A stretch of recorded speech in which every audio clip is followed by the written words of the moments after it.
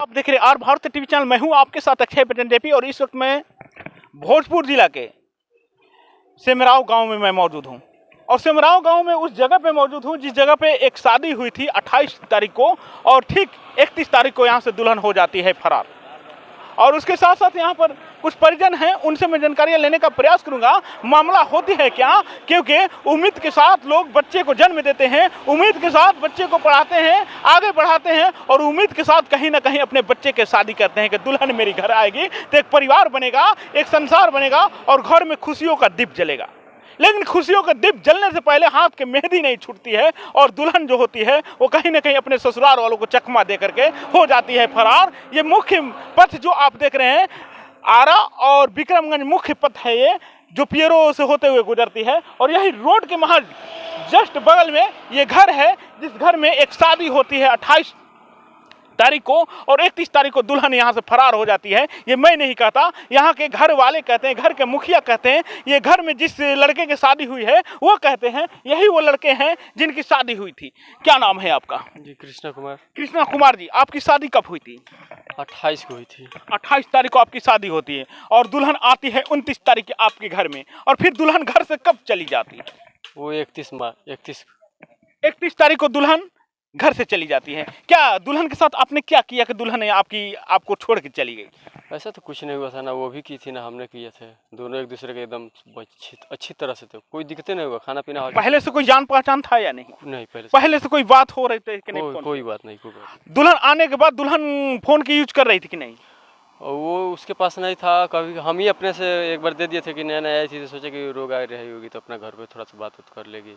फिर दूसरे दिन उसने हमसे लेना स्टार्ट कर दिया मोबाइल तक। मैं कभी भी जाते थे तो बोलते थे कि मैं यहाँ जा रहा हूँ, तो बोलते थे कि मोबाइल लेके जा रहे हैं, तो हम बोले कि अच्छा, ये खबर तो अपने ससुराल में आपने दी होगी?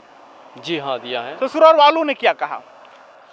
कब का मतलब खबर? ससुराल में जब आपने खबर दिया आपकी जब पत्नी यहाँ से चली जाती है तो ससुराल वाले क्या आपसे कहते हैं? वो तो जो रात में जब हम कॉल किए यहाँ से 12 बजे के करीब, तो वो बोले कि यहाँ हम उनसे बोले कि थोड़ा सा आपका लड़की मतलब यहाँ घर पे देखिए ना, नहीं दिख रही, निकल गई, लग रहा है बाहर कहीं चली गई। तो बोले कि आप ढूंढिए, तो हम कहें हम तो ढूंढिए रहे हैं, ढूंढ के परेशान है। तब तक हम कॉल कट कर दिए, इसलिए कि ढूंढना तो पड़ेगा ना मेरे को। हम तो आपको आप इनकी माँ हैं? जी हाँ, हम इनकी माँ है। अच्छा, आपकी पत्नी आपकी बहू जो है घर से चली जाती है, इसके बारे में क्या कहना चाहती हैं आप? बहू चली जाती है, बहू ने बोली लड़का से कि हम जा रहे हैं दीदी को छत के ऊपर तेल लगाने के लिए। अच्छा। लड़का बोला कि ठीक है, आप तो शाम में तेल लगाई थी सबको, तो नहीं, एक दीदी और है, उनको जा रही है लगाने के लिए। तेल लगाने के बहाने निकली और निकल गई बाहर।